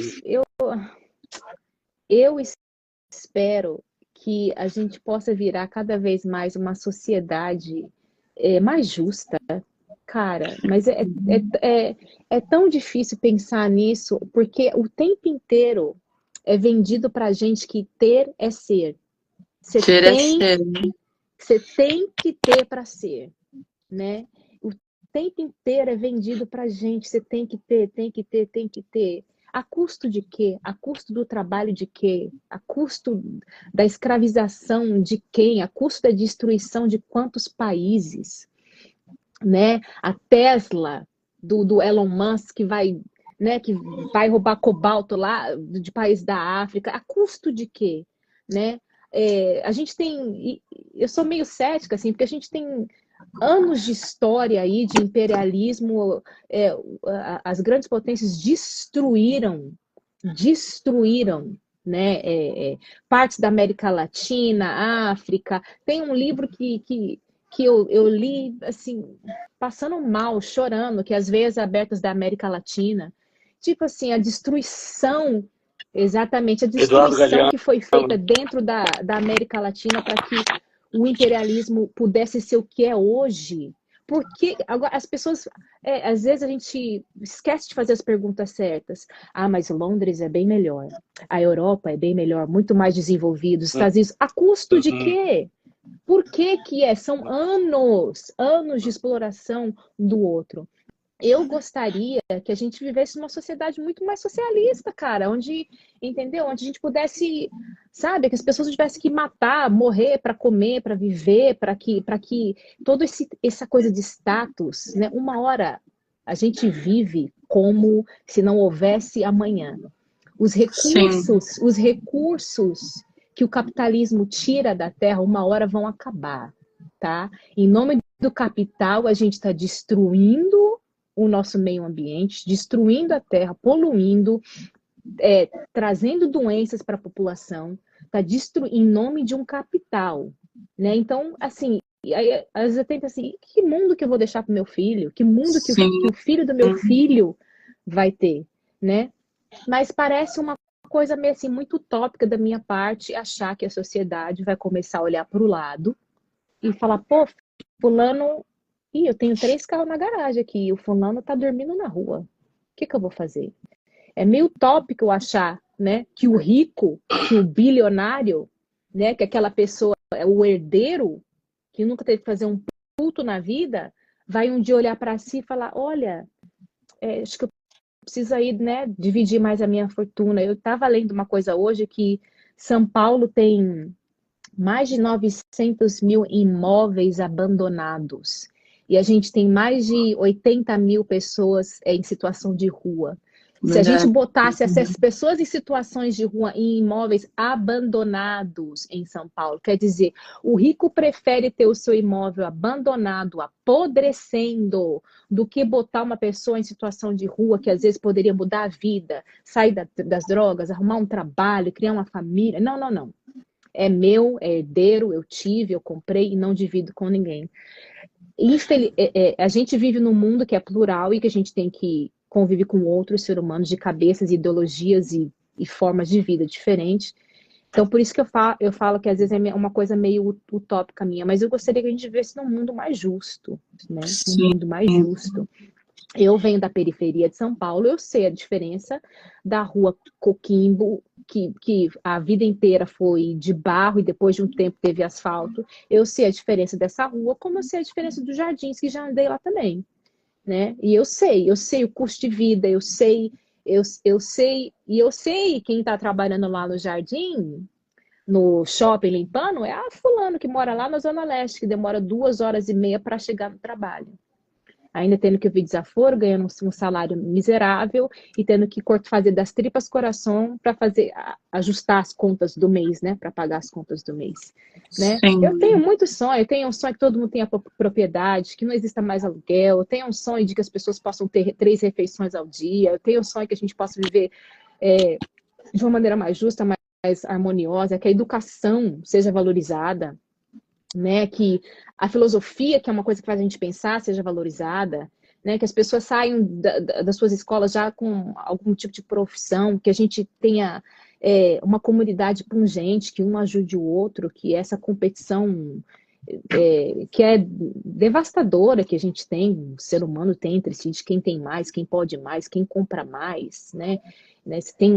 A gente tem um inelegível aí que tinha mais de 50 imóveis, pelo amor de Deus, você não tem nem 50 vidas para viver tudo isso de imóveis, né? Enquanto tem um fulano que nunca vai ter uma casa, nunca vai ter uma. E aí vem falar, meritocracia, ele trabalhou para ter. Ah, não dá para mim. Sim. Não dá para mim. Jaque, o Jairo ele está perguntando aqui, acha que o socialismo seria a solução? Cara, solução, não sei, o capitalismo, não é? O capitalismo empobreceu, matou, escravizou, destruiu grandes partes aí a custo, né? Matou índio, matou a população preta, escravizou por mais de 300 anos o povo preto brasileiro, Se você falar para mim, não dá para a gente falar que o capitalismo deu certo, né? Revolução Sim. Industrial aí, né? Que aprisionou, que botou criança para trabalhar, que não dá para a gente falar que o capitalismo deu certo. Para algumas pessoas, sim. Os milionários, os herdeiros, mas para grande parte da população, não deu certo. Socialismo talvez seria uma outra opção, né? Eu acho que nós precisamos, eu não posso dizer acho que é, porque eu não sei do futuro, mas eu acho que este caminho que estamos seguindo de consumo exacerbado, como se a Terra fosse produzir por mais 500 milhões de anos tudo que a gente quer ter, isso é inviável, isso é até doentio pensar que isso vai se sustentar, né? Agora, um mundo mais justo, um mundo mais onde as coisas se dividem melhor, um mundo mais cheio de oportunidades, um mundo com menos herdeiros, eu acho que é mais interessante. E você vê que assim, eles se preocupam em estar buscando novas terras, né, novos mundos para se habitar, né, mas não se preocupam em deixar um mundo melhor aqui, né? É tudo hoje, é imediato, todo mundo quer saber do hoje. Ninguém está pensando daqui a 10, 20, 30 anos. A gente tem lugar nesse mundo, por exemplo, aí que não tá tendo mais nem água. Não está tendo água potável para as pessoas beberem. Né? A gente tem um lugar aí que não está tendo comida, a gente tem um lugar aí que está em guerra. A gente fala muito dessas guerras midiáticas, né? Porque existem as guerras midiáticas e existem as guerras que ninguém tá nem aí. O Congo tá na merda lá há anos. Iêmen tá sofrendo lá há anos, né? Agora, a guerra do povo branco, ela chama muito mais atenção. Vamos ser coerentes aqui e vamos ser verdadeiros aqui. Né? A guerra do povo branco rico chama muito mais atenção do que a guerra do Congo lá, né? Do que o Iêmen lá que tá na merda, né? Então, eu tô sendo muito esquerdista aqui, mas essa sou eu. Não, tá Agora, certo. falando dentro dessa realidade, eu tenho uma pergunta para você. Carnaval, né? Teve o carnaval, a Vai Vai teve uma ala que aparentemente demonizou a polícia, né? E vários deputados, delegados entraram com ações contra Vai Vai, né? Nota de repúdio por endemonizar a polícia, né? Como que você vê isso, sabendo que 2 dias depois um homem negro é esfaqueado por um homem branco, homem negro chama a polícia e homem negro vai no camburão? Olha, eu vi por cima isso porque eu não acompanhei um carnaval, então eu não vi esse desfile, né? E eu não vi, eu vi pequenos trechos de pessoas falando dessa demonização dos policiais. Eu tenho hoje em dia porque um tio meu que era policial faleceu de Covid. Eu tenho um tio policial que está aposentado, mas eu tive policiais na família, mas o problema é que, sabe qual que é o real problema da questão do policial? É a questão da cor. É a questão de que o policial já taxou o homem preto mesmo antes de ter abordado, né? E aí é a questão de que ele viu um homem preto, ele já taxou o homem preto como um criminoso por um homem preto ser da cor que é, e aí ele já age com violência contra aquele homem preto. Eu acho que está tudo muito ligado à questão do racismo. Eu acho que todos os setores da vida, todos nós somos abertos a críticas. Foi feita uma crítica ao policiamento. Escute a crítica e melhore. Escute a crítica e treine melhor os seus policiais. Escute a crítica e façam aulas sobre racismo estrutural dentro da polícia. Escute a crítica e aprenda, né? Houveram críticas aqui. Aqui a polícia também é muito foda em relação aos homens pretos aqui. A gente tem histórico, a gente sabe de George Floyd porque explodiu, né? Porque estava todo mundo em casa assistindo televisão, porque era pandemia. Mas antes de George Floyd, ó, já teve muitos casos, né? Antes de Breonna Taylor, já teve muitos. Exatamente, dos anos 90, Roger King exatamente. Já também teve foi muitos muito casos. embaixo. E muitas polícias estão sendo treinadas para acabar com essa questão do racismo estrutural dentro da corporação política. Existem pessoas palestrando para policiais, palestrando para como você deve abordar um homem preto. Por que todo homem preto tem que ser a porra de um suspeito? Né? Porque você já é culpado antes mesmo de abrir a boca. Eu acho que a crítica é válida. Porque os números estão aí para mostrar, as estatísticas estão aí para mostrar, ninguém inventou história, né? As mães, eu vi a cena das mães pretas que perderam filhos através da violência.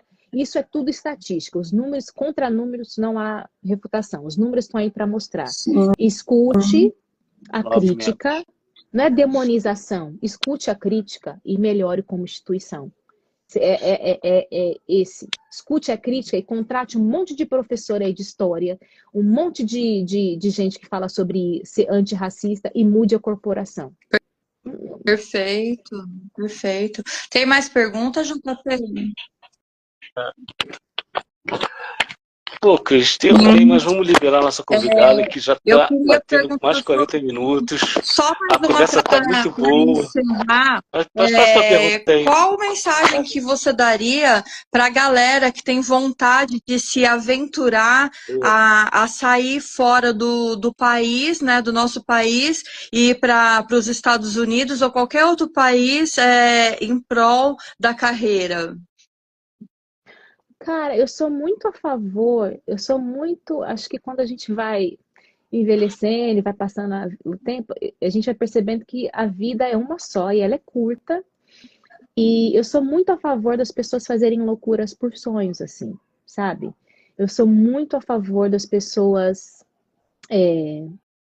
traçarem um objetivo ou ter alguma questão na sua vida que você quer muito fazer e você correr atrás disso para ser feliz. E tentar, ir tentando. Porque não que a felicidade esteja em outro país, alguma coisa assim, mas se você tem um anseio, tem uma vontade, se é uma coisa que você quer conquistar, todo mundo que me conhece sabe que eu sou a pessoa que incentiva os amigos a viajar. Eu falo, gente, não gasta dinheiro com festa de aniversário, aquele churrasco que você vai gastar uma puta grana, todo mundo vai sair reclamando. Faz uma viagem, sabe? Tenha uma experiência cultural, escute outras línguas, conheça outros povos. Eu sou muito a favor de que as pessoas tentem, dentro das suas possibilidades, que às vezes eu estou falando aqui para um nicho ou de pessoas que têm possibilidades financeiras. E às vezes tem pessoas que não têm, mas eu saí da periferia da Zona Leste de São Paulo. Eu demorava 2 horas e pouco para chegar no centro da cidade para poder ir trabalhar. Eu já ganhei um salário de miséria. Eu já trabalhei numa empresa que faliu e não pagou meus direitos. Eu já devia faculdade. A gente já teve situação em casa que a comida não estava dando. Já teve dívidas, entendeu? A goteira, a casa que nunca termina de construir. Já todo esse emaralhado de periferia, eu já vivi isso.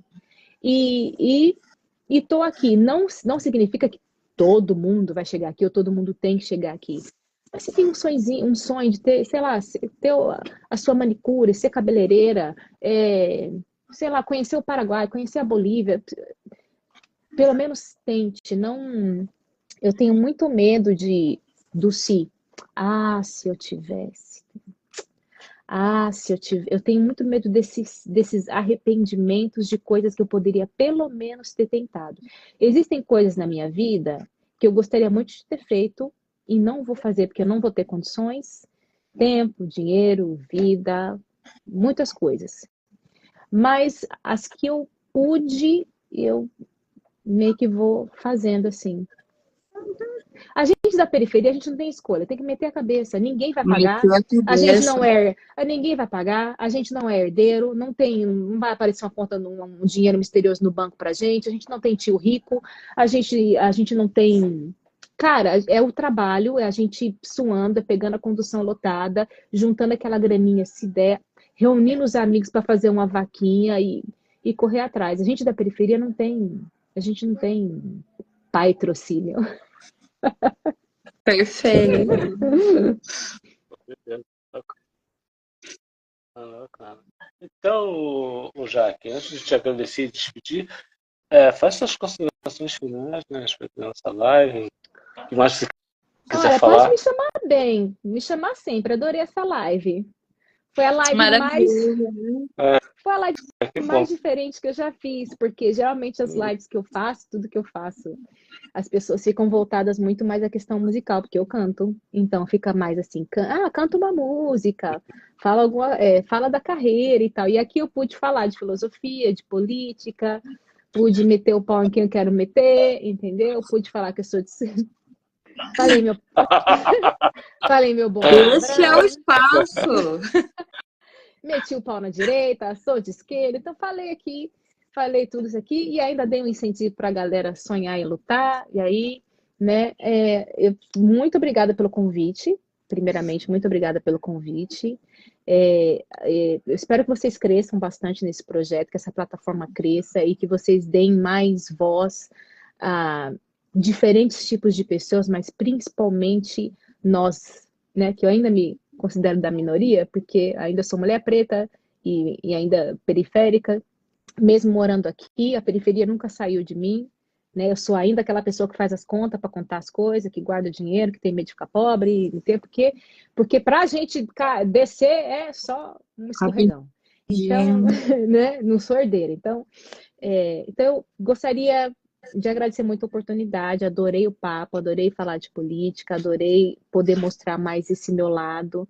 Eu posto algumas coisas, eu sou muito crítica a algumas coisas, mas eu não sou uma pessoa muito boa de rede social, eu não estou lá toda hora, então eu não tenho muitos seguidores, então acho que eu faço muito barulho, assim, porque eu não. Tem que ter uma dedicação, né, para essa questão de redes sociais. Mas adorei, ninguém me xingou, foi ótimo. Ai, eu amei. Assistindo eu bloqueei na hora. Eu Já penso expulso na assim, hora. Ninguém me xingou, ninguém mandou ir para Cuba, ninguém mandou ir para Venezuela. Não, eu até Eu também aceito. vou, Você hein? paga minha passagem, eu Pra mandar pra vou. Cuba, eu quero Você ir. pode mandar. eu acho maravilhoso quando o artista ele vai além, ele é um ativista e é assim como você, sabe? Que nem você falou assim, eu não sou ativista, mas sim, você a sua fala foi maravilhosa, né? Então, assim, quem tem o microfone na mão tem que soltar a voz mesmo, não é só cantar, é orientar as massas, né? Orientar o povo, porque o povo ele padece mesmo por falta de informação. Então é ótimo, porque o cara que ele chega, ele tem um conteúdo de caneta azul, cara, e o pessoal segue ele, que nem mosca na lâmpada. Então eu falo assim, pessoas assim como você que solta a tua voz para falar coisas aproveitáveis, para nós é maravilhoso. Eu acho que todo artista deveria ter essa consciência política e consciência de classe. O Jairo Fonseca tá Beleza. falando aqui, divergências de ideia, mas respeito. Jairo, é isso, cara.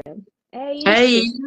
Se todo É mundo, sobre isso. todo mundo fosse assim, se a gente pudesse conviver assim, a gente não teria, sabe, parente sem falar com parente por causa de política, a gente não teria gente se matando, se esfaqueando, entrando na festa de aniversário de fulano e matando por causa de política. Você não tem que concordar 100% comigo, eu não tenho que concordar 100% com você, e é bom que a gente não concorde, que a gente discorde, que nós tenhamos ideias diversas, porque assim a gente cresce, entendeu? E eu também te respeito, mesmo você não concordando com todas as minhas ideias. Hoje eu sou uma pessoa, daqui 10 anos eu posso mudar minhas ideias, eu não sei, mas é isso que é importante, sabe? A gente divergir com respeito, sabe? Porque assim, eu não conheço você, mas você tem sua história, tem sua família, tem, sabe, o seu ambiente de vida. tudo o seu contexto. E eu tenho o meu contexto, eu falo do meu contexto, eu falo como mulher, eu falo como mulher preta, eu falo como... Eu tenho todo o meu contexto, que pode ser diferente do seu, mas a gente convive e tá tudo bem. Tá? E que bom que a gente diverge, porque também todo mundo concordando com tudo toda hora nem é bom, nem é saudável. Tá Né? Nem é cheio. saudável. Ah, que chatice, né? Muito chato, muito chato. Bom, eu só tenho a agradecer, gratidão total a você, já que, como eu vou repetir aqui, desde o primeiro contato você foi muito gentil, muito simpática, muito atenciosa. Fui lá, viu a tua agenda, não pagou daquela de estrela internacional. Super, super, super. Vai, fala com a Assessora. minha. Não quer Fala que com o a minha pessoal fala com a gente? assessora. Minha assessora, Fala com a nossa gente, assessora. gente, Não, eu sou foi cantora, moro em direto. Nova York, mas eu continuo Deu, sendo da classe trabalhadora. Não tenho agente, não tenho porra. Não, mas assim, mas não pagou Sim. de superstar, foi super humilde. E eu acho que, assim, além do seu talento de cantar, acredito também que esse seu ser gentil ajuda muito, abre Iluminada. portas. E você, com certeza, como você desejou tudo de bom pra gente, acredito também que você vai alcançar grandes coisas. Você, quem sabe um dia, Jack Rivas na Broadway, eu quero o convite, hein? Eu quero ir. Amém, amém, recebo. O meu lado Receba! bonzinho voltou aqui. Meu Tá lado, certo. cristã sempre serei, mas não sou religiosa, mas cristã sempre serei. Mas voltou aqui. Sim. Recebo essa profecia aí. Tá Gente, certo. obrigada, viu? Então a gente fecha aqui. Valeu, a gente fecha aqui. Essa foi a live Conexão Roots, com Cris Roots no comando. E aqui a minha humilde presença no auxílio JP Roots, entrevistando essa maravilhosa cantora Jaque Rivas, direto dos Estados Unidos, New York. Valeu? Maravilha. Jaque, contatos, Oi, gente, caso se alguém me segue aí nas quiser redes contratar sociais, me ajuda aí, você. Jaque Ribas, aí meu Instagram, me segue aí nas redes sociais e vamos ser felizes. As redes sociais é isso agora, né? Porque é lá que eu posto meus eventos, meus shows, é lá, né? Website, Sim. ninguém mais nem olha o website, essas coisas, então me segue aí no Instagram, Jaque Ribas, e é isso, obrigada. Satisfação imensa pela Valeu, conosco. Eu que galera. Cris, quer agradeço. Só dizer alguma queria coisa? agradecer. Você é Então, maravilhosa. valeu. Olha, a autoestima, vai ficar boa hoje. Tchau, tchau, galera. Valeu, galera. Então, boa noite aí para quem assistiu. E forte abraço, Jaque. Até Beijão. Tudo de bom para você. sexta. Fui. Bye, bye. É sexta. Até Tchau, tchau, sexta. galera. Satisfação imensa tê-los conosco.